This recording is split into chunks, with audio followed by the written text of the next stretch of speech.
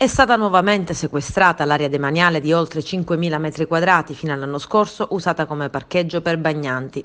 A eseguire a Bovo Marino il provvedimento della Procura della Repubblica di Agrigento è stata la Guardia Costiera di Porto Empedocle e la Polizia Municipale di Montallegro.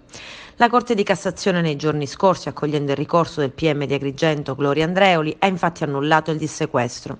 L'area era stata già sequestrata lo scorso giugno e poi dissequestrata a luglio dal Tribunale di Agrigento, che aveva accolto l'istanza del riesame degli avvocati Teodoro Caldarone e Giovanni Amel, che assistono i fratelli Antonio Giuseppe Vincenzo e Leonardo Manzone, indagati nell'ambito dell'inchiesta per invasione di terreni e occupazione di terreni appartenenti al demanio marittimo.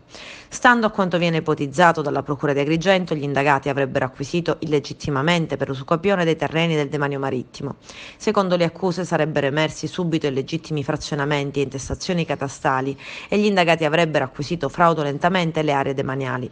Ed i fratelli Manzone, a seguito di questo nuovo sequestro, precisano: è ancora lontana la conclusione della vicenda. Aggiungono di essere proprietari del terreno fin dagli inizi del secolo scorso e di essersi rivolti ancora una volta alla Suprema Corte di Cassazione, alla quale hanno presentato ricorso per l'annullamento della nuova ordinanza e del conseguente sequestro.